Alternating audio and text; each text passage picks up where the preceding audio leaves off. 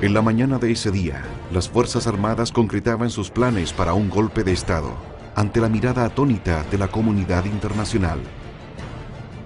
Pasado el mediodía, el Palacio de la Moneda estaba casi destruido e incendiado por las Fuerzas Armadas de Chile y con el presidente Allende muerto. Minutos antes, había pronunciado su póstumo discurso a la ciudadanía. Chile comienza una nueva etapa en su historia, la que por casi 2 décadas escribe oscuras páginas en medio de una Latinoamérica sembrada de gobiernos militares, todos formados en la Escuela de las Américas, institución que en el entorno de la Guerra Fría garantizó la fidelidad de las Fuerzas Armadas a la política exterior de Estados Unidos, utilizando como pretexto, en el caso de América Latina, el avance de una serie de procesos revolucionarios que cuestionaban la existencia misma del capitalismo. A diferencia de otras dictaduras de Latinoamérica, sembró las bases de otra de las caras del capitalismo, el modelo económico, ideológico y cultural llamado el neoliberalismo.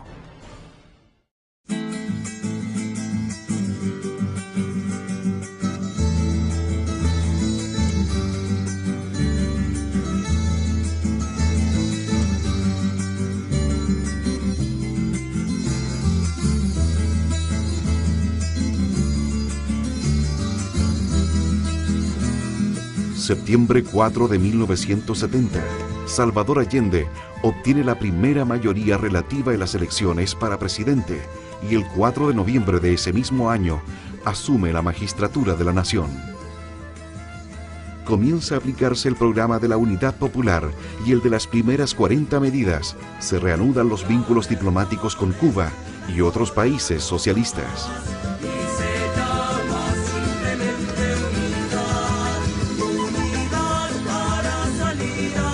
Al mismo tiempo, cobra especial relevancia la participación de los trabajadores, el sindicalismo y la relación de la Unidad Popular con los distintos partidos y las organizaciones populares. Hacíamos las reuniones aquí en el Policentral nosotros, más o menos las reuniones eran de unas 1000 personas, ¿eh? Porque nosotros abarcamos hasta Wynn y todos los consultorios, en fin, y la mayoría de los hospitales del área pertenecían aquí a esto. Eran más de 6000 trabajadores y las asambleas se juntaban ahí en el consultorio, 500 a cada momiacho le decíamos nosotros y 500 que eran upelientos a este otro lado. Y ahí empezaban las grandes discusiones. Entonces la derecha tenía sus oradores bastante buenos, y, en fin, y tiraban cosas bastante pesadas. Y nosotros teníamos nuestra gente que también iba parándole los golpes a los otros. Y a veces se armaban muchas grandes, hasta de combo y cuestiones, salían peleando los viejos. Se logró que la población por lo menos tuviera el abastecimiento, no faltaron remedios, no faltó atención médica, no faltó nada. Incluso hicimos muchos trabajos voluntarios, nosotros íbamos a atender a las poblaciones, salíamos hasta para los campesinos a atenderlos y llevábamos, habían unos carros grandes que ahí llevábamos de todo, fuera del médico, el dentista, el asistente social y todo eso. Había una vinculación bastante grande, muy buena. Es el gobierno que más reivindicó el salario docente. Dictó una ley especial para que los profesores pudieran tener un sindicato único nacional. Era el único sindicato único nacional que había en Chile.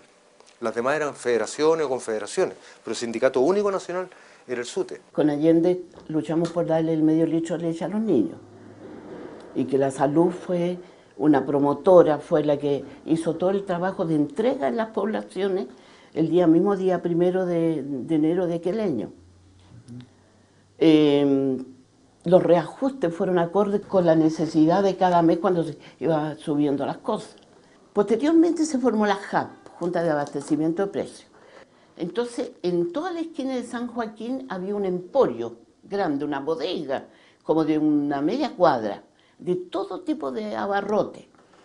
Y supimos que en la noche, tipo 3, 4 de la mañana, repletaban la bodega de una serie de otros lugares y escondían la mercadería. Entonces yo con la placa de la CUT abrimos, era un portón grande con unos tremendos candados, y entonces empezamos a llamar a la gente que iba pasando que se pusieran una cola, a una fila, y al dueño, que estaban asustados adentro, no sé qué pensaban, los carabineros dijeron que no se preocuparan y que por favor se pusieran en la caja porque la gente le iba a pagar.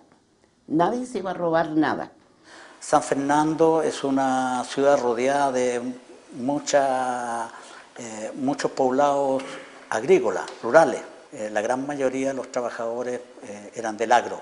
Y indudablemente que eso también nos motivaba un trabajo en conjunto. Había mucha unidad entre los campesinos y los trabajadores de la industria, ¿no?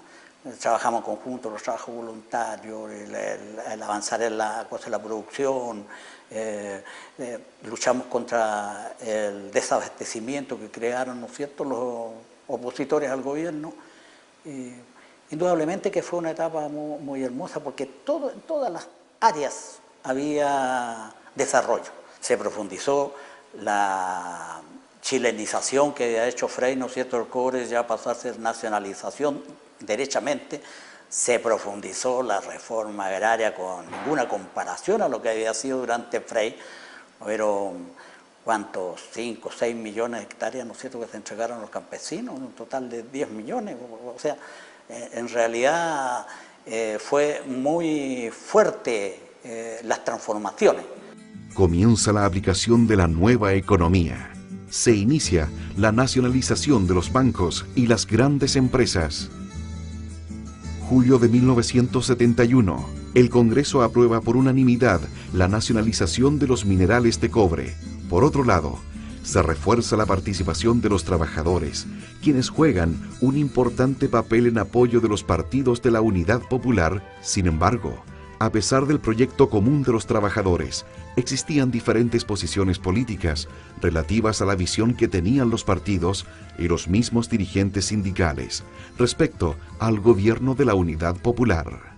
Es un periodo de gran efervescencia. Si nosotros pensamos, los 1000 días, como se dice, ¿verdad?, están marcados por una efervescencia social y política que dio poco espacio a la reflexión orgánica y a la reflexión histórica, precisamente. Fue un momento de mucha acción, ¿ya? Y en ese contexto, la categoría conflicto, ¿ya?, cruzó, ¿ya?, todos los componentes de la estructura social y estructura política, y no estuvo exento de eso la clase trabajadora, contrastando, ¿verdad?, o conflictuada con una institucionalidad y un orden y una legalidad que establecía ciertos tránsitos, ciertos ritmos que no iban acorde con las aspiraciones legítimas populares. La CUT, en el gobierno del presidente Allende, fue, digamos, una organización que abrazó el proceso revolucionario y por tanto adquirió un fuerte compromiso, era como la pata de masa del gobierno. Por ahí pasaba la política social del gobierno, por la CUT. Para bien o para mal, digamos. Bien porque los trabajadores los sentíamos participando, bien porque los trabajadores teníamos espacio para discutir las políticas, pero complicado desde la mirada larga de hoy día porque perdimos autonomía. En esa época el sindicalismo era acompañado fuertemente por los partidos políticos, que abrazábamos indudablemente la misma idea central de la transformación de la sociedad chilena. El sindicalismo era profundamente comprometido con los cambios que el país necesitaba. En el sindicalismo también se daba la misma lucha política que se daba en la sociedad. En la sociedad se separaba en dos grandes bloques. O estaba por las transformaciones socialistas o estaba defendiendo el capitalismo. Y eso se da también en el mundo del trabajo. Estas diferencias respecto del proceso revolucionario chileno se expresó de manera particular en la implementación y perspectiva de los cordones industriales. Y en estos 1000 días de la Unidad Popular es tan fuerte el movimiento popular, obrero, pero no solamente obrero, también poblacional, también campesino, también de mujeres, bueno, en fin. es tan fuerte y es tan activo el nivel de lucha social, de lucha de clase, que tiende a desbordar, ¿no?, ese marco histórico que existió desde los años 20 y a desbordar los propios partidos que se reivindican de la clase obrera y a desbordar el aparato de Estado, el gobierno de Allende. Surgen ahí formas de poder popular, que yo llamo poder popular constituyente, es decir, surgido desde la base, desde la clase, para responder a problemas prácticos, por supuesto, por ejemplo, el boicot económico, los ataques por parte de Patria y Libertad hacia las fábricas, donde se organiza territorialmente, de fábricas a fábricas, de sindicatos a sindicatos, forma de poder obrero. Lo más constructivo en este sentido han sido los cordones industriales, creo. Para mí, por ejemplo, los cordones industriales particularmente eran órganos de doble poder, ¿no? Yo creo que eran bastante parecidos a los soviets que se produjeron en la Revolución Rusa. Eran organismos de doble poder que yo, por ejemplo, la participación que tuve en el cordón industrial ahí fue en el cordón San Joaquín, y nosotros los obreros teníamos plena conciencia de que teníamos que unirnos con los otros obreros para defender las fábricas, defender la industria, hacerlas trabajar. Habían reuniones regulares, periódicas, de coordinación de los trabajadores, de los obreros, para enfrentar a los patrones, para enfrentar la patronal. De los cordones industriales se ve que los trabajadores, que los obreros, veían claramente que la alternativa más correcta era la toma del poder, que había que tomarse el poder para solucionar los grandes problemas que afectan a la clase trabajadora.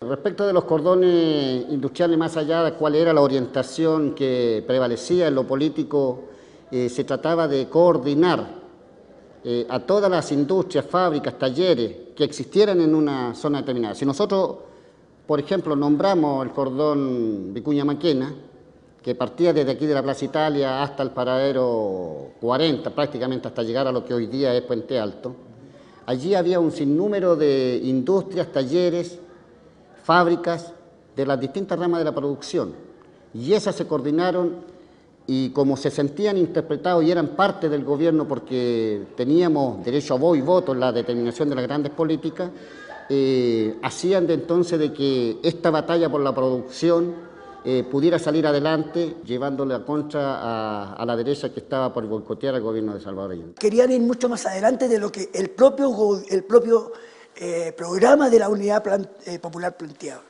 acelerado más allá del proceso.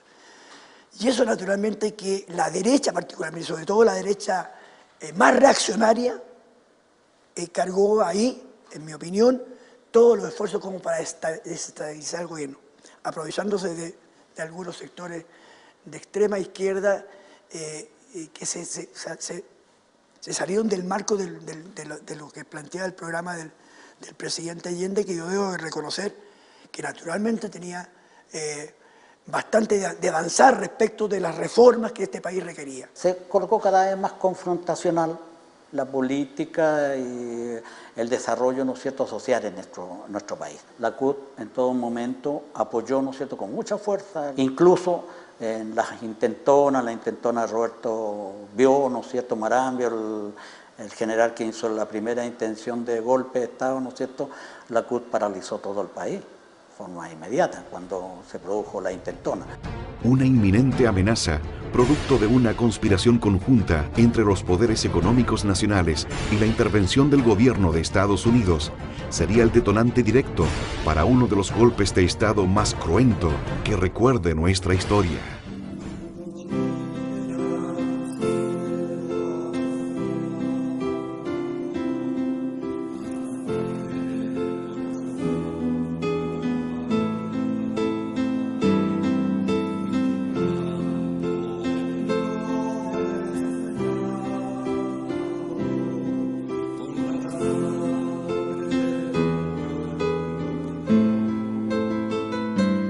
El golpe estaba planificado para el día 15 o 16 de septiembre, camuflado entre las acciones de las Fuerzas Armadas, con motivo de la preparación de la tradicional parada militar. Pero los golpistas no estaban dispuestos a permitir que Allende lanzara una convocatoria para un plebiscito el día 11, ni permitir el inminente avance de los trabajadores y sus formas de lucha, por lo que adelantaron rápidamente la realización del ataque para ese día. Ya en las primeras horas del golpe de Estado comenzó la persecución sindical, las torturas y las violaciones a los derechos humanos, lo que se transformó en adelante en una práctica permanente. Yo llegué a la empresa corriendo desde el paradero 12 y la empresa estaba en el paradero 2. Debo haber llegado tipo 8:15 de la mañana, porque no había locomoción. Hicimos una asamblea para ver cómo íbamos a defender la empresa. Nosotros éramos bastantes trabajadores dentro de la empresa. Estábamos en eso cuando los comunicaron que ya el golpe estaba casi consolidado, que pusiéramos la radio para escuchar la noticia del presidente. Al rato ya se les comunicó que Allende había muerto. Era muy triste ver pasar mucha gente a pie, de vuelta de sus trabajos que había logrado llegar en la mañana, mucha gente llorando, muchos trabajadores y trabajadoras llorando por Vicuña Maquena regresando a sus poblaciones, porque había muerto el presidente Allende, porque ya el golpe estaba, ya los milicos habían logrado tomar el poder y todo un proceso histórico bonito se había perdido. Fue terrible para todos los trabajadores. Primero porque supimos lo que era el fascismo, lo conocíamos en las películas. Este hospital, por ejemplo, aparte de muchos hospitales, de todos los hospitales, vinieron con todo a detenernos. Cuando llegamos al Estadio Nacional, la tortura. Nos llevaron a todas las mujeres, por lo menos Barros Luco, y nos desnudaron a todos, hombres y mujeres, médicos y todo. Y entonces prácticamente hubo violación. Y yo no lo podía entenderlo. No lo podía entender que hubiera ocurrido eso ahí. El día 14 de septiembre nos llevan al Estadio Nacional. Corrimos distintas suertes, es decir, hubo gente que pudo salir antes del mes, otros permanecimos casi los 2 meses en el Estadio Nacional. Lo más aberrante, lo más temeroso que a nosotros nos pasó al margen de la tortura que era generalizada y los golpes, es cuando nos conducían desde las galerías del estadio al sector de la cancha esta de ciclismo donde estaban la sala de tortura. En el trayecto nos botaban y nos hacían pasar a pocos metros los tanques y quien levantaba la cabeza era hombre muerto. El túnel de la libertad nos muestra que no hay que dejar de luchar. Los partidos políticos fueron declarados ilegales y el Congreso Nacional clausurado. Se efectuaron numerosos despidos, motivados por la militancia sindical. Otros se ven obligados a dejar el país y muchos se asilan en varias embajadas. La represión fue bastante fuerte, cayeron mucha gente pública nuestra, por lo tanto, yo en el caso mío, a mí me han pedido por bando militar a todos los representantes, ¿no es cierto?, de los gobiernos comunales como a nivel nacional, habían bandos militares, ¿no es cierto?, pidiendo, entonces, indudablemente que nosotros tuvimos que sumergirnos, o sea, ya total y absolutamente clandestino, pero cayó mucha gente pública, algunos que se entregaron. Fue terrible, porque mataron a mucha gente, muchos pobladores. Nosotros no tuvimos más padres, ni madre, porque mi padre se tuvo que ir de la casa. Y yo tenía 18, 19 años y me quedé a cargo de 6 hermanos. Después del año 73, todos mis compañeros fueron presos, relegados. Muchos de ellos todavía están detenidos y desaparecidos, y otros que los mandaron en las propias empresas. Una mañana, a las 7 de la mañana, yo estaba con mis hijos en la casa y me toca la espalda, estaba durmiendo y me dice, levántese señora, la policía. Y era investigaciones, Fuerzas Especiales de Investigaciones. Ahí me tomaron con mis hijos, había otra niña que estaba conmigo, se la llevaron a ella y después me fueron a buscar a mí. Y cuando, en el momento que yo estaba pendiente porque se habían llevado a mi amiga, estaban los carabineros arriba de mi casa. Estaba lleno la casa de carabineros. Nunca había visto, eran como 50 policías. El desconcierto se apodera de la gente, que ve cómo sus sueños y su futuro se desmoronan entre las botas y fusiles de la junta militar gobernante. Bueno, yo fui detenido el 28 de diciembre, Día de los Inocentes, en Vicuña Maquena con Departamental. Está rayando una muralla, estamos ya instalando la resistencia. Habían experiencias de mucho compañerismo, también había mucha traición, porque hay que decir las cosas como son.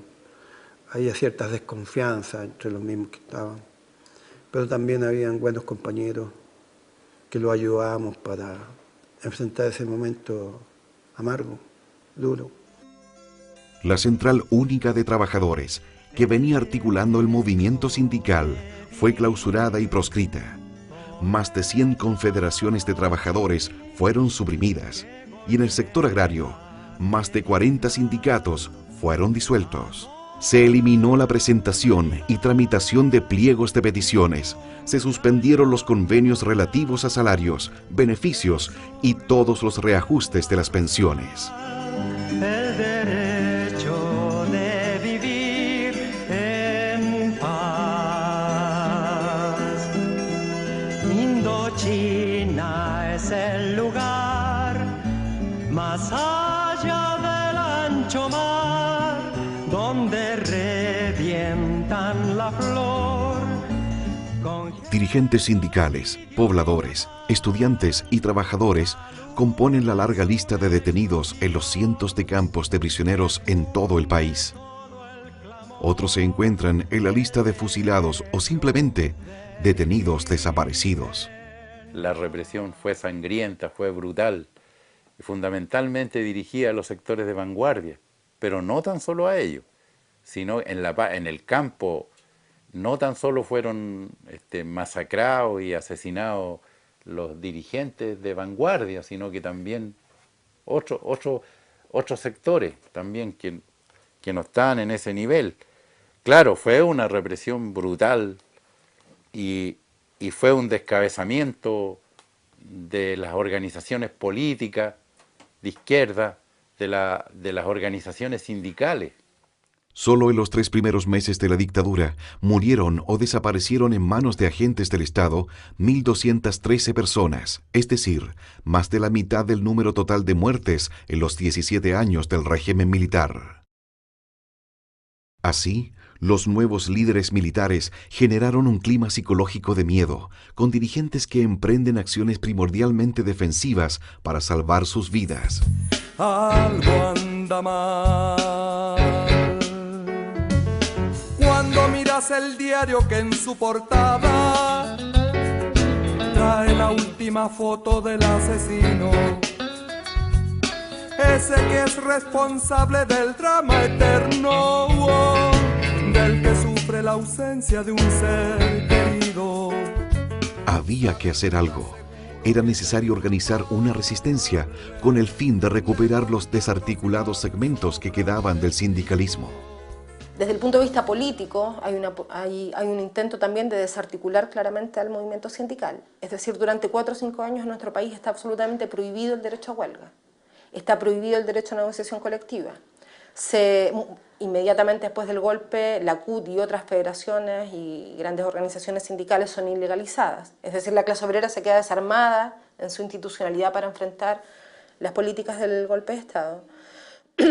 A tal punto incluso que para organizar o para hacer una asamblea sindical había que pedir la presencia de veedores militares. Era poco lo que se podía hablar en esas circunstancias. Y desde el punto de vista subjetivo, hay una fuerte política, creo yo, de disciplinamiento de la fuerza laboral. La dictadura, por lo tanto, va a intentar, por un lado, liquidar toda la idea de la relación entre sindicatos y política. La política pasa a ser el enemigo, digamos. No solamente es la idea del cáncer marxista, la política es el cáncer. Pablo, que estás en la tierra, nutriendo raíces de la vida.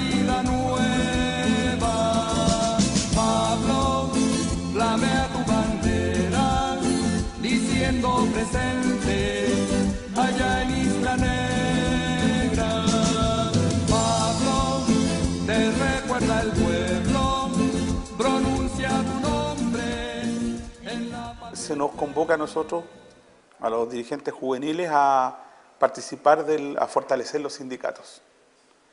Ahí es un periodo muy difícil. Nosotros teníamos que hacer asambleas sindicales aquí en Vergara, en la calle Vergara, con los pacos adentro. También nos empezamos a agrupar con otras organizaciones, como los textiles, como los metalúrgicos, como los mineros, como el asunto que hubieron varias organizaciones y se conformó una organización juvenil de la Juventud Trabajadora que se denominó el Interfederaciones. Ese Interfederaciones estaba dirigido por compañeros que venían del departamento juvenil de la vieja CUT. Y lo más desagradable que puedo decir es que todo ese conjunto de compañeros que fueron alrededor de 10 o 12 compañeros, 15 compañeros, están todos hoy día detenidos, desaparecidos. En medio de este clima represivo, cabe destacar el rol fundamental que desempeñaron las mujeres sindicalistas y pobladoras, a pesar de las medidas extremas que se aplicaron en su contra por parte del gobierno militar. La organización FENATEC es declarada ilegal, por lo tanto se robaron todo, cerraron la organización, quitaron los vehículos, las cuentas bancarias y tuvimos que rearmarnos trayendo cosas incluso de nuestras casas, o sea, una banca, las máquinas de escribir en aquel tiempo, las llevábamos y las traíamos todos los días, hojas para poder hacer documentos. Y cuando se produce que están todos los dirigentes detenidos, se me dice que tengo que asumir en la organización y asumo en todos los puestos, no había nada. Por lo tanto, era secretaria, tesorera, presidenta, vocera del departamento juvenil, del departamento de las mujeres, con los jóvenes, hacía de todo. En el sector industrial y productivo, se llevan a cabo detenciones masivas en fábricas de las zonas industriales, lo que significó que más del 80% de los dirigentes de los sindicatos más grandes fueran perseguidos, encarcelados, torturados u obligados a vivir en la clandestinidad durante este periodo. Aunque incipiente y clandestino, el movimiento sindical vería una pequeña luz al final del túnel oscuro de la dictadura. El túnel de la libertad nos muestra la senda para continuar. La primera oportunidad en que nos juntamos fue en el Don Bosco, ¿cuánto se llama? El Teatro Don Bosco, que está aquí en la Alameda. Y nos juntamos para conmemorar la muerte de Recabarren. Me acuerdo que no éramos más de unos 200 que habíamos ahí en el teatro. Con mucho miedo ahí en el teatro porque era la primera actividad. Todos los que estábamos ahí éramos gente que habíamos estado presos o teníamos alguna militancia política. Me tocó a mí firmar, no sé por qué, me hicieron firmar, a lo mejor era más joven, me hicieron firmar la carta para pedir permiso para conmemorar el aniversario de la muerte de Recabarren. Y lo hicimos en el Don Bosco. En muchos casos, dirigentes y trabajadores buscan la solidaridad de la Iglesia Católica y en otros, aprovechando el exilio, recurren a organismos internacionales como la Organización Internacional del Trabajo, OIT. Viajé a Bulgaria y estando en Bulgaria participé de esta conferencia de los sindicatos de la construcción, la madera y los materiales y posteriormente hice prácticamente un recorrido por varios países de Europa y de Asia para dar cuenta de lo que estaba haciendo esta represión, estos crímenes de lesa humanidad por el fascismo aquí en Chile. Producto que venía saliendo recién de la tortura, pudimos entonces denunciar a los colectivos que habían de exiliados en Suecia, en España, en Bulgaria, en la Unión Soviética, en Finlandia, en Dinamarca, etcétera, en Italia.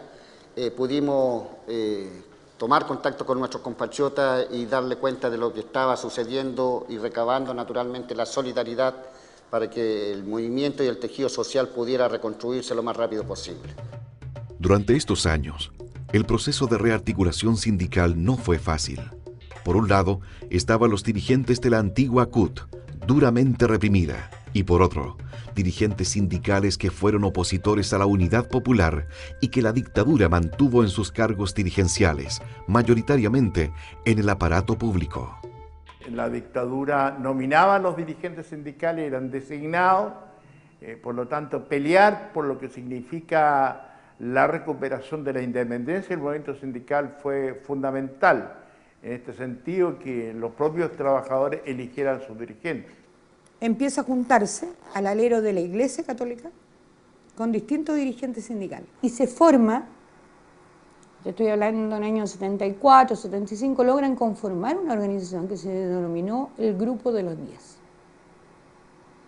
donde mayoritariamente eran demócratas cristianos, radicales, algunos socialdemócratas, donde estaba la gente de la Comach, gente del petróleo, estaba Eduardo Ríos, y quien presidía esto era Manuel Busto. Entre los que cayeron presos estaba Manuel Busto. Bueno, él usaba una vela que decía por Cuevazo, salió. Está en el Estadio Nacional y llaman por los parlantes a un Manuel Huerta Bustos. Entonces él sale corriendo y le explica al, no sé si Paco, Milico, que es él, que lo que pasa es que le cambiaron los apellidos. Y lo dejan salir, llega a la puerta y estaba en eso. Todo esto se da una confusión de casualidad. Y está el cardenal Raúl Seo Enrique, que iba todos los días preocupado los distintos presos a verlos cómo estaban. Y lo ve, porque lo conoce, ¿ya? Y lo sube al auto y lo saca. Los trabajadores y el pueblo, con el coraje como bandera, resurgen lentamente, pero con decisión, demostrando la capacidad de lucha que tuvieron durante los años más duros de la dictadura. La construcción en la cual aprendí mucho yo fue la columna vertebral de la resistencia en este país, porque tenía base de Arica a Punta Arenas. Compañeros de la construcción fueron la base para la entrega, las orientaciones en este país, ¿no es cierto?, las políticas en contra de la dictadura. Por eso que nos dieron duro también. Bueno, 7 dirigentes antes del 78, ¿no es cierto?, detenidos desaparecidos, dirigentes sindicales. En el caso del sector público, a nosotros Ferrocarriles fue tomado por las 3 ramas de las Fuerzas Armadas. Fue así como se empezó a generar un consenso en términos de poder gestar un boicot internacional del transporte contra Chile. Ese fue el primer, digamos, la primera acción que hubo en contra de la dictadura. Un sentimiento de dolor invade a muchos dirigentes y trabajadores, pero manteniendo el optimismo sobre el futuro del movimiento. Y empezamos, a pesar del golpe, a pesar del dolor, a pesar de la angustia, de la pena por los compañeros que habían muerto, a empezar a pensar cómo organizarnos, cómo dar la pelea. Primero pensando que era más corta, después sabiendo que era más larga, y sabiendo que empezaban a quedar compañeros. Entre los aspectos relevantes de la resistencia fue la reorganización sindical y la difícil tarea de los dirigentes para reagruparse en medio de la represión. Luchar contra la dictadura fue extraordinariamente duro para los trabajadores en general. Tuvimos una cantidad de trabajadores asesinados durante el desarrollo, durante el periodo de la organización. El secretario general de la coordinadora, el primero, el compañero Gianelli, fue asesinado, está desaparecido hoy, y mantenerse entonces como dirigente sindical era un desafío muy grande contra la dictadura. Hubo estrecha relación entre el sindicalismo como protagonista y los partidos políticos que apoyaban con sus ideas.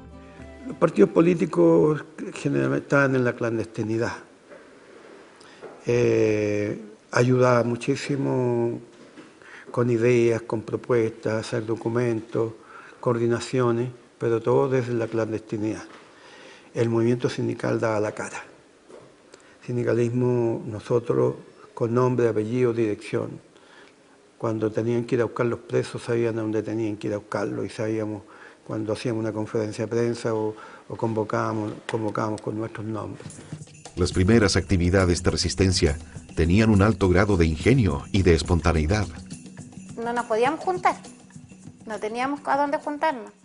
Entonces nos comunicábamos unos con otros y salíamos, hacíamos meeting, protesta relámpago. Por ejemplo, en San Pablo con Neptuno o en el centro, todo era relámpago. Así había, o sea, de diferentes partes, llegaba un compañero, decía, ya tal día nos juntamos a tal hora en tal parte y listo. A mí me tocó cantar en el Paseo Ahumada, solo, subirme a uno de esos maceteros gigantes y ponerme a cantar para llamar la atención, para que después alguien dijera un discurso, que era 2 minutos, 3 minutos a lo sumo, y después virar, no había más. No era, aquí vamos a hacer una concentración, vengan todos porque vamos a leer esto. No, era una cuestión prácticamente espontánea y de sorpresa. Pero quedaba mucho camino que recorrer, porque la dictadura seguía aplicando las más brutales formas de represión.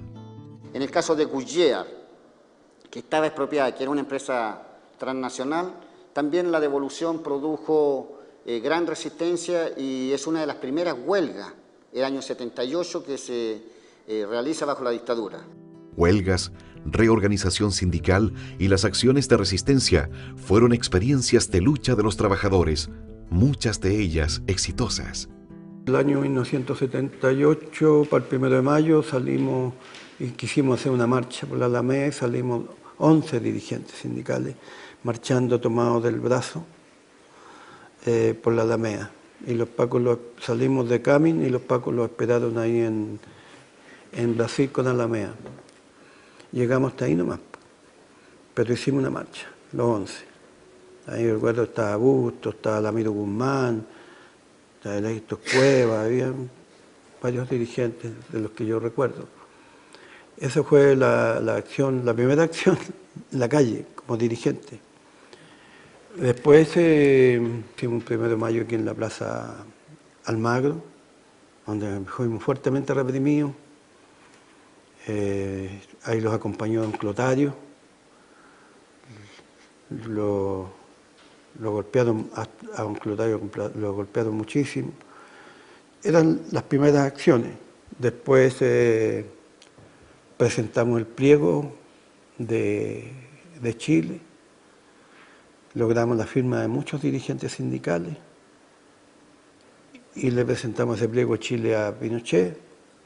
Pinochet los mandó presos, a los que habían firmado de cabecilla, los tuvieron en la cárcel pública y ahí la coordinadora salió a la luz pública. Yo creo que el gran error de la dictadura fue haberlos metido presos a los 11 que le firmamos el pliego, porque ahí tanto nacional como internacionalmente nosotros ya salimos a la opinión pública. Los podían tomar detenidos, los podían golpear, pero no los podían matar porque ya existíamos. La coordinadora siempre fue un instrumento de gran alcance para el movimiento sindical. Nunca dejamos de dejarla de hacer funcionar. Por lo tanto, entonces, ahí se desarrollaban las discusiones para elaborar la estrategia del movimiento sindical chileno.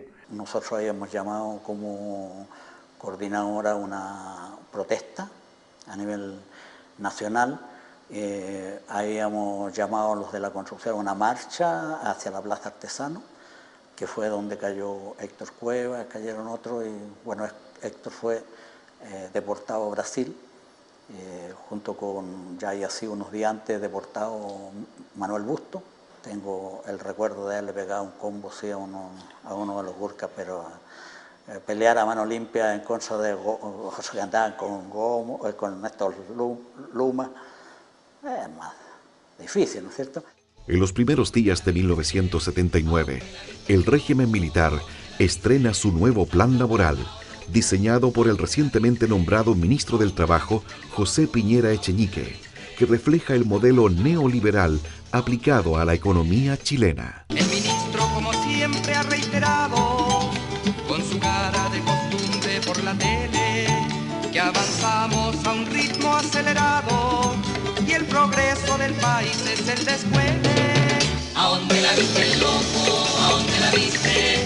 Salta pa'l lado loco. A todo esto se elimina, no se puede aplicar código del trabajo, queda prohibido, o sea, quedamos sin ninguna ley laboral que protegiera a los trabajadores. Todo eso es parte de los bandos militares, o sea, no había código laboral, para decirlo de alguna, no había ni un código laboral. Ahí mandaba la ley marcial, era lo que prosperaba. Y se decide hacer por parte de la dictadura, ¿ya?, elaborar un código laboral nuevo. No era pescar el anterior, era elaborar un código laboral nuevo. Y frente a eso, ya obviamente salen los dirigentes fuera de Chile a hacer la denuncia que no teníamos código laboral, que no teníamos ningún tipo de protección. Cuando viene el plan laboral que dicta Piñera, bueno, en ese momento deja a todos los sindicatos fuera de la ley, a todos los deja fuera de la ley. Bueno, ¿qué es lo que hace un movimiento sindical? Primero condena el plan de Piñera, y le quita todos los derechos a los trabajadores, la negociación por rama, el derecho a la huelga, todos los derechos, pero crea una posibilidad de organizarse entre un régimen dictatorial. Bueno, ¿y qué hacen los trabajadores? Organizan en 2 años 7.000 sindicatos. Organizamos como 100 federaciones y confederaciones que tenían una forma ya establecida, pero tuvieron todas que actualizarse. La ley a partir de ahí señala que podían tener distintas razones sociales adentro de la empresa. Entonces la gente, donde ya habían 100 compañeros, podían hacer 5 sindicatos. En este plan de Piñera ellos instauran por letra los años que se negocian, que rige hasta hoy día. Si uno se da cuenta, hoy día, por ejemplo, los de la A a la P negocian en los años impares. Los años pares negocian de ahí hacia atrás. Entonces, hoy día todavía, porque ellos separan las negociaciones colectivas, cosa que en los sindicatos no pudieran juntarse estas razones sociales. O sea, lo hacen solamente para destruir el mundo sindical. El plan laboral simbolizó la nueva institucionalidad laboral en Chile, que básicamente son 8 decretos ley. Son 8 decretos ley, uno promulgado antes de Piñera y los otros 7 o 8 son promulgados bajo la administración de Piñera en junio del 79. Y genera una nueva institucionalidad. Y esta nueva institucionalidad significó que el régimen militar, la opción del régimen militar fue cerrar todo diálogo con el sindicalismo, con el tronco histórico del movimiento sindical chileno. Dijo, nosotros abandonamos la idea de dialogar con ellos y la idea de nuestra ahora con el plan laboral es recrear o formar un nuevo tipo de sindicalismo, que va a ser un sindicalismo cuyo componente fundamental va a ser que es despolitizado. Cuando entran los civiles con todos los Chicago Boys a reemplazar a los militares en la dirección de las empresas y en el gobierno, empieza a avanzar toda la política de la derecha, los Chicago Boys, la política de mercado. Y en ferrocarriles no estuvo ajeno a esto. Y ahí en ese sentido empezaron ya a hablar de la privatización de ferrocarriles. La política de los Chicago Boys dice, mire, que todas las empresas, todas, inclusive más que la pública, tienen que ser autosuficientes. Por lo tanto, el Estado nos aporta más recursos. Pero luego de una década de dictadura, comienza a debilitarse, aunque levemente, el aparato opresor del Estado. Sin embargo, seguían las acciones represivas de parte del gobierno de facto.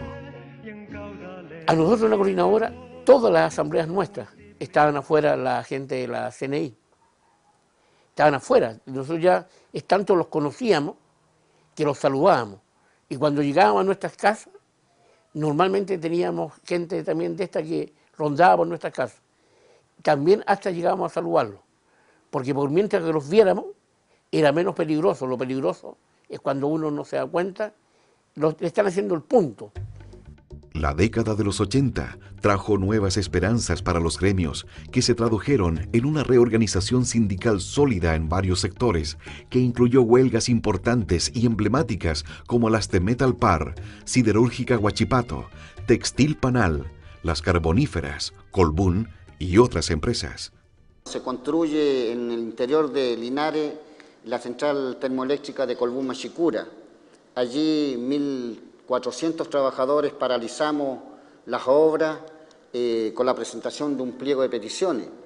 La justeza de nuestra demanda era tal hasta que el propio Mercurio, expresión máxima del fascismo en Chile, en un editorial llega a reconocer de que en realidad esta empresa francesa no respetaba la legislación laboral chilena, maltrataba desde el punto de vista económico y de condiciones de trabajo a los obreros. Por lo tanto, esa huelga que se inició, las primeras negociaciones en noviembre del año 82, se hace efectiva los primeros días, el 6 y el 8 de enero del 83, y sobrepasó lo que decía el plan laboral impuesto por José Piñera. Ese plan laboral decía de que cualquier huelga no podía durar más de 60 días, que si el día 59 no había acuerdo, el 60 había que volver, aunque fuera con las mismas o peores condiciones de trabajo. Sin embargo, permanecimos más de 80 días ocupado el campamento y las instalaciones de las faenas, hasta que definitivamente fueron despedidos los 1.400 trabajadores y muchos trabajadores cesantes del carbón vinieron a reemplazar a estos 1.400 trabajadores en Colbún Machicura. Hay que parar, a todo Chile hay que parar. Tal como venía ocurriendo desde los primeros días del golpe militar, la solidaridad internacional seguía apoyando a la población a través de los constantes llamados al régimen para que respetara los derechos humanos, lo que no tenía respuesta de parte de la dictadura. La represión era constante, los seguimientos eran de todos los días. Eran de repente algunas pequeñas golpizas en algunas partes del centro, los pacos te pillaban, eran golpizas. Y hubo un momento difícil que tuve que salir del país porque ya yo era el encargado juvenil de la coordinadora y se me pide desde mi partido que tengo que salir del país. Y salgo y no vuelvo casi en 2 años. Vuelvo en el 84. Y en el mismo septiembre, o sea, en agosto, septiembre, había muerto mi papá. Y cuando vuelvo no hallaban cómo decirme, no, pues se murió tu papá. Voy a buscar a mi compañera y me dice, ¿sabes qué? Se acabó. Entonces, esa es un poco la historia en lo personal, que son fuertes y que tienen que ver con ese momento de clandestinidad que uno vivió. Diversos acontecimientos tienen lugar en esta década, como la marcha del Día Internacional de la Mujer, que arroja 118 personas detenidas, varias de ellas relegadas. Por otro lado, en 1980, los sindicatos realizan una marcha para conmemorar el 1 de mayo, que convoca unas 3.000 personas, lo que fue considerado un éxito, dadas las circunstancias. 11 de mayo de 1983, se realiza la primera protesta nacional, impulsada principalmente por la Confederación de Trabajadores del Cobre, CTC. Para hacer una barricada se necesita una masa organizada y otra cosita. Es importante dejar en claro el objetivo de la cuestión. Planificando el mote con suficiente anticipación. Planificando el mote con suficiente anticipación. En primer lugar, hay que observar muy bien la esquina donde el Cahuín se va a realizar y determinar la necesidad de materiales sin que ninguno vaya a faltar. La recomposición obrera y popular tomaba forma y fue concretada con diversas iniciativas, entre ellas la utilización de los medios de comunicación del extranjero y la participación de los estamentos estudiantiles y artísticos en dictadura. Hay temas que son bien emblemáticos del transporte, uno de ellos, por ejemplo, El Muchacho, ¿no? Esa canción nace efectivamente de una actividad en la población La Victoria, donde entre otras cosas estaba animando don René Largo Faría, en un escenario con andamio grande, que quedaba más o menos a la misma altura de los techos de las casas de segundo piso, y llega la repre. Y nosotros que estábamos arriba del escenario teníamos una visión privilegiada, de mirar los pasajes, ¿cachai? Mirar para atrás, a los lados, y llega la repre con tutti. Micro, zorrillos por todos lados, tanquetas, y llega un oficial ahí, al frente del escenario. Ahí. Y dice, esto se tiene que terminar. Entonces nosotros empezamos a cachar en ese instante que arriba de los techos habían compadres apuntando para abajo. Y detrás de los postes también habían compadres listos para la foto. Entonces, que obviamente era gente del frente. Entonces el oficial que iba a cargo mira y cacha, se da cuenta de que estaban con la mira puesta. Y mira para allá, mira para acá, mira para el otro lado y dice, bueno, pueden continuar, nos retiramos. Entonces, la letra de la canción dice, el muchacho estaba parado detrás de un poste con la matraca en la mano, observando con ojo atento y muy despierto el horizonte nublado, que es una metáfora, digamos, de la oscuridad del momento.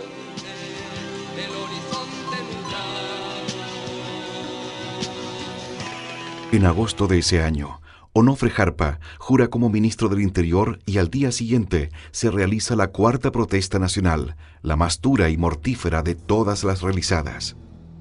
Sin embargo, a pesar del plan de apertura política anunciado por el nuevo ministro, el ejército despliega 18.000 efectivos militares con el fin de reprimir e impedir la marcha. Llegamos entonces el año 83 a constituir el Comando Nacional, que fue presidido por el dirigente del cobre Rodolfo Seguel, producto de que Busto estaba en el exilio. Entonces esa es la parte más fuerte del movimiento sindical, que convoca la primera protesta nacional el día 11 de mayo del año 83. Pero ahí fue todo el pueblo el que participó, y a medida que íbamos avanzando en el tiempo, la gente era capaz de manifestarse públicamente, con las manos peladas prácticamente contra carabineros fuertemente armados. La gente igual estaba presente en el Paseo Ahumada, en las poblaciones, las barricadas. Ese mismo mes se constituye la Alianza Democrática, cuyo objetivo es pactar con la dictadura una transición a la democracia, y poco después se forma la Unión Demócrata Independiente UDI, primera expresión política de la derecha simpatizante del régimen. La presión por tener una salida electoral se origina dentro del país, como también en la comunidad internacional, que recurre a una serie de acciones de solidaridad que fomentan el desprestigio del gobierno de facto.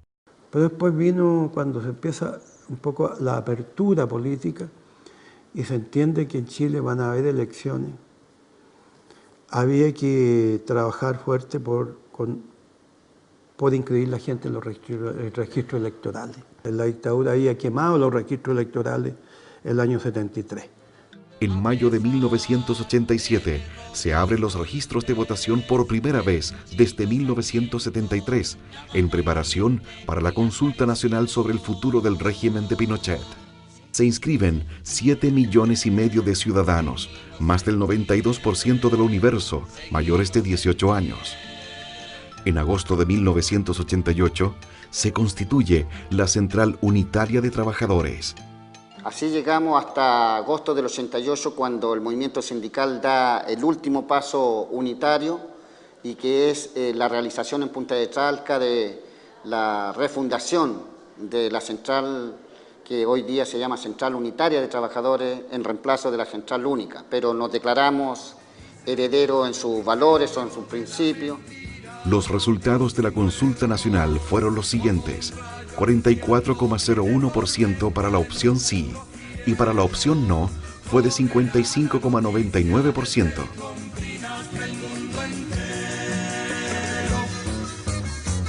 Cuando te vayas, por la razón o la fuerza, no tomes nada y deja la puerta abierta. Pero a pesar de que la mayoría de los estamentos de la sociedad estaban por la salida hacia la democracia, hubo distintas concepciones acerca de los diversos caminos que existían para derrotar a la dictadura. Nosotros entendimos que una primera barrera era Pinochet y la dictadura, y abrir un espacio democrático. Ese espacio democrático ha sido abierto, pero relativamente abierto, porque quedó anclado con montones de amarras que dejó la dictadura.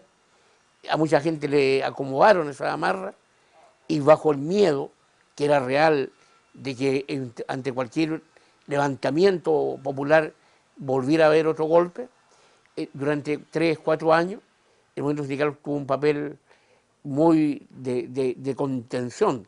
Al ver la pujanza del movimiento sindical y el movimiento social en esta pelea contra la dictadura, la verdad es que los partidos políticos veían con bastante preocupación de que iban a pasar sobre ellos. Y a ellos les importaba mucho, efectivamente, estar en la cresta de la ola, estar arriba para que efectivamente en este país se viera que había una concepción de ganar una democracia, pero a una democracia que se vistió con las ropas del modelo económico posteriormente.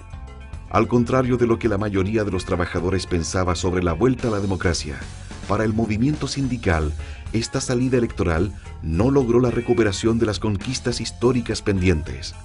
Es más, a la fecha, se ha profundizado aún más el modelo neoliberal, lo que ha provocado una decepción en la fuerza laboral por esta deuda pendiente. Y resulta que la gente que pensó que iba a recuperar, de a poco, pero iba a recuperar todo lo que había perdido. Porque todavía a los trabajadores le deben mucho más de lo que le han devuelto durante estos 30 años. Mucho más. Porque perdimos no solamente en dignidad, en vidas humanas, y eso no se recupera con nada, ni con ningún tipo de compensación. Mira las condiciones en las que estamos y las amenazas que se nos vienen encima. Más precarización, más flexibilidad laboral, incluso para los que tenían conquista, como los docentes. Entonces, si bien estamos más fuertes, creo yo, como movimiento sindical, hoy día nos confronta con un gobierno y con un modelo mucho más salvaje. Porque, claro, está atendido por sus dueños. El drama que tienen hoy día los jubilados y los pensionados tiene que ver con eso. Con que perdieron sus derechos sindicales y por lo tanto perdieron su jubilación. Y hoy día tienen que estar aspirando ahí a ver si les dan esta jubilación de reforma de pensiones de 200 lucas o 170 lucas. Mientras exista esta institucionalidad, mientras existe esa constitución, mientras existe el actual código laboral, mientras existan las actuales leyes educativas, nosotros vamos a seguir peleando, vamos a seguir confrontándonos, pero son las peores condiciones para confrontarnos y avanzar. Y hoy día muchas respuestas que te da la gente son respuestas del modelo, pero no porque la gente sea de derecha o la gente esté con el modelo, sino porque deterioraron el mundo social, deterioraron los partidos políticos, deterioraron las juventudes políticas, deterioraron los clubes deportivos, los centros de madres, los centros juveniles, o sea, lo que llaman, entre comillas, el tejido social, como si esto fuera una cuestión de palillo, desapareció, y por lo tanto desapareció lo que sostenía desarrollo de conciencia en la gente. Contra eso se confronta el movimiento sindical. Entonces, si uno quiere evaluar cómo está el movimiento sindical, tiene que hacerlo en ese contexto. Y en ese contexto hay que sacarle el sombrero a este movimiento sindical. Nos faltan kilómetros, pero hay que sacarle el sombrero. Porque en verdad, las fuerzas más perversas del modelo lo que buscaban era destruir este movimiento sindical. Y hoy día tú tienes una CUT más fuerte que la que tuviste en los 90.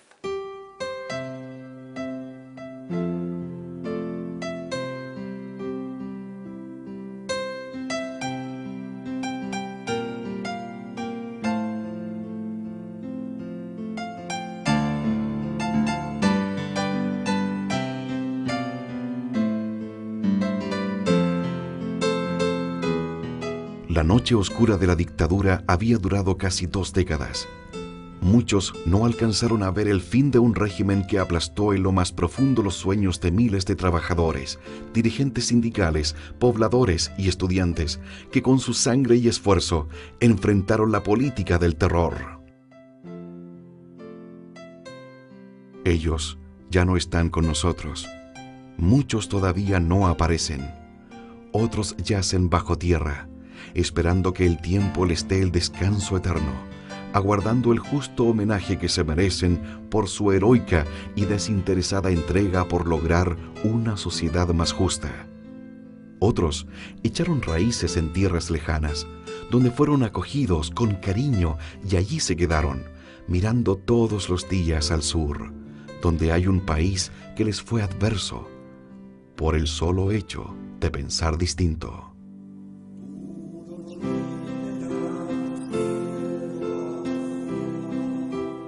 Han pasado casi 40 años desde el golpe militar, que dejó detrás de sí una estela de destrucción no solo material, sino que, a diferencia de otras dictaduras de Latinoamérica, sembró las bases de otra de las caras del capitalismo, el modelo económico, ideológico y cultural llamado el neoliberalismo.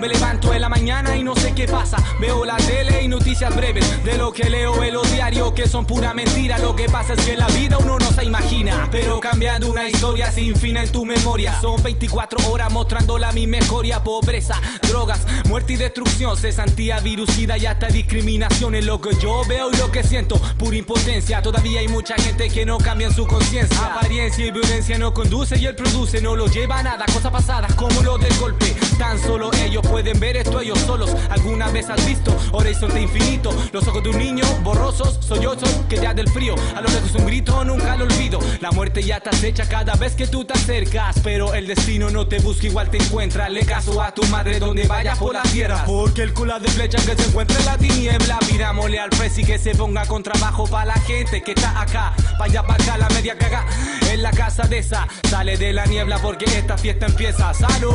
Quiero un país en que no haya pobreza, creo mi destino en que no sea sorpresa. Quiero que mi patria sea una canción, que la gente en Chile venga y luche por su honor. Quiero un país en que no haya pobreza, creo mi destino en que no sea sorpresa. Quiero que mi patria sea una canción, que la gente en Chile venga y luche por su honor.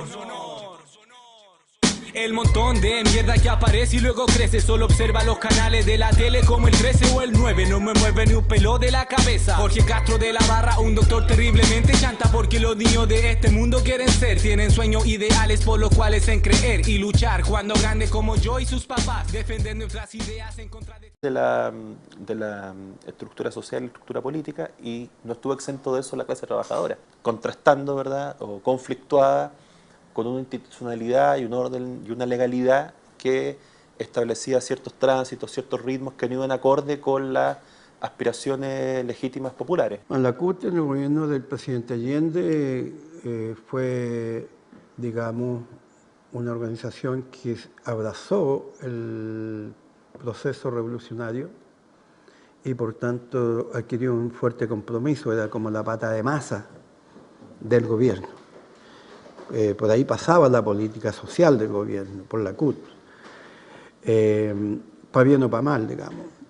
Bien porque los trabajadores los sentíamos participando, bien porque los trabajadores teníamos espacio para discutir las políticas, pero complicado desde la mirada larga de hoy día porque perdimos autonomía. En esa época el sindicalismo era acompañado fuertemente por los partidos políticos, que abrazábamos indudablemente la misma idea central de la transformación de la sociedad chilena. El sindicalismo era profundamente comprometido con los cambios que el país necesitaba. En el sindicalismo también se daba la misma lucha política que se da en la sociedad. En la sociedad se separaba en dos grandes bloques. O estaba por las transformaciones socialistas o estaba defendiendo el capitalismo. Y eso se da también en el mundo del trabajo. Estas diferencias respecto del proceso revolucionario chileno se expresó de manera particular en la implementación y perspectiva de los cordones industriales. Y en estos 1000 días de la Unidad Popular es tan fuerte el movimiento popular, obrero, pero no solamente obrero, también poblacional, también campesino, también de mujeres, bueno, en fin. Es tan fuerte y es tan activo el nivel de lucha social, de lucha de clase, que tiende a desbordar, ¿no?, ese marco histórico que existió desde los años 20 y a desbordar los propios partidos que se reivindican de la clase obrera y a desbordar el aparato de Estado, el gobierno de Allende. Surgen ahí formas de poder popular, que yo llamo poder popular constituyente. Pusieran en la caja porque la gente le iba a pagar. Nadie se iba a robar nada. San Fernando es una ciudad rodeada de muchos poblados agrícolas, rurales. La gran mayoría de los trabajadores eran del agro y indudablemente que eso también nos motivaba un trabajo en conjunto. Había mucha unidad entre los campesinos y los trabajadores de la industria, ¿no? Trabajamos en conjunto, los trabajos voluntarios, el avanzar en la cosa de la producción, luchamos contra el desabastecimiento que crearon, ¿no es cierto?, los opositores al gobierno. Indudablemente que fue una etapa muy hermosa porque en todas las áreas había desarrollo. Se profundizó la chilenización que había hecho Frei, ¿no es cierto?, el cobre ya pasó a ser nacionalización derechamente. Se profundizó la reforma agraria con ninguna comparación a lo que había sido durante Frei. Hubieron, ¿cuántos? 5 o 6 millones de hectáreas, ¿no es cierto?, que se entregaron a los campesinos, un total de 10 millones. O sea, en realidad fue muy fuerte las transformaciones. Comienza la aplicación de la nueva economía. Se inicia la nacionalización de los bancos y las grandes empresas. Julio de 1971, el Congreso aprueba por unanimidad la nacionalización de los minerales de cobre. Por otro lado, se refuerza la participación de los trabajadores, quienes juegan un importante papel en apoyo de los partidos de la Unidad Popular. Sin embargo, a pesar del proyecto común de los trabajadores, existían diferentes posiciones políticas relativas a la visión que tenían los partidos y los mismos dirigentes sindicales respecto al gobierno de la Unidad Popular. Es un periodo de gran efervescencia. Si nosotros pensamos, los 1000 días, como se dice, ¿verdad?, están marcados por una efervescencia social y política que dio poco espacio a la reflexión orgánica y a la reflexión histórica, precisamente. Fue un momento de mucha acción, ¿ya? Y en ese contexto, la categoría conflicto, ¿ya?, cruzó, ¿ya?, todos los componentes.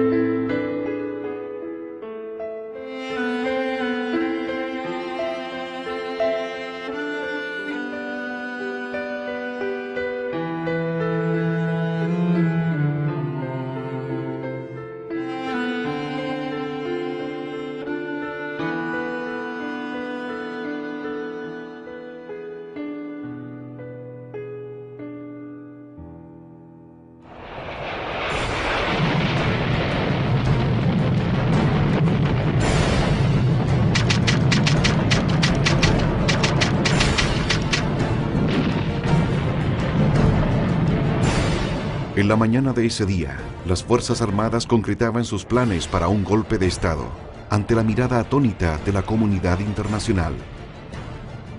Pasado el mediodía, el Palacio de la Moneda estaba casi destruido e incendiado por las Fuerzas Armadas de Chile y con el presidente Allende muerto. Minutos antes, había pronunciado su póstumo discurso a la ciudadanía. Chile comienza una nueva etapa en su historia, la que por casi 2 décadas escribe oscuras páginas en medio de una Latinoamérica sembrada de gobiernos militares, todos formados en la Escuela de las Américas, institución que en el entorno de la Guerra Fría garantizó la fidelidad de las Fuerzas Armadas a la política exterior de Estados Unidos, utilizando como pretexto, en el caso de América Latina, el avance de una serie de procesos revolucionarios que cuestionaban la existencia misma del capitalismo. A diferencia de otras dictaduras de Latinoamérica, sembró las bases de otra de las caras del capitalismo, el modelo económico, ideológico y cultural llamado el neoliberalismo.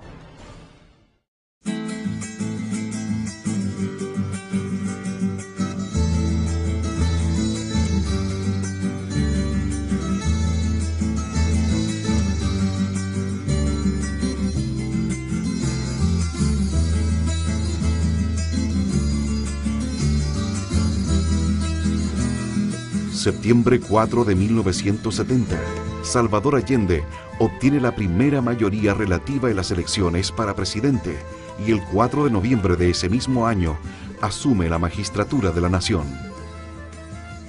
Comienza a aplicarse el programa de la Unidad Popular y el de las primeras 40 medidas. Se reanudan los vínculos diplomáticos con Cuba y otros países socialistas.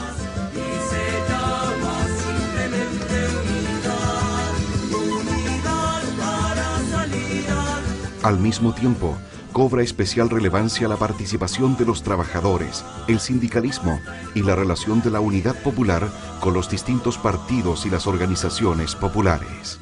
Hacíamos las reuniones aquí en el Policentral nosotros, más o menos las reuniones eran de unas 1000 personas, ¿eh? Porque nosotros abarcamos hasta Wynn y todos los consultorios, en fin, y la mayoría de los hospitales del área pertenecían aquí a esto. Eran más de 6000 trabajadores y las asambleas se juntaban ahí en el consultorio, 500 a cada momiacho le decíamos nosotros y 500 que eran ubelientos a este otro lado. Y ahí empezaban las grandes discusiones. Entonces la derecha tenía sus oradores bastante buenos, en fin, y tiraban cosas bastante pesadas. Y nosotros teníamos nuestra gente que también iba parándole los golpes a los otros. Y a veces se armaban muchas grandes, hasta de combo y cuestiones, salían peleando los viejos. Se logró que la población por lo menos tuviera el abastecimiento, no faltaron remedios, no faltó atención médica, no faltó nada.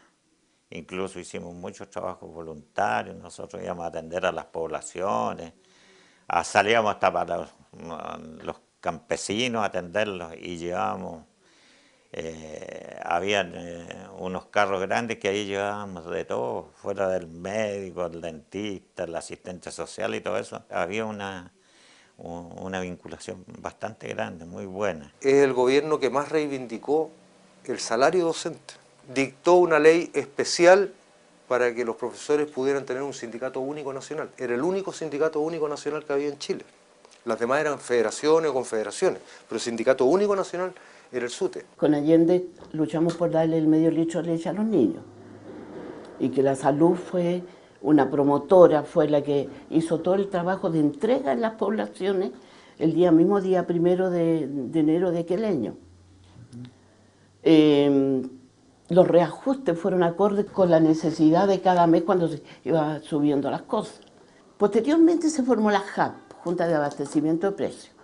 Entonces, en toda la esquina de San Joaquín había un emporio grande, una bodega, como de una media cuadra, de todo tipo de abarrotes.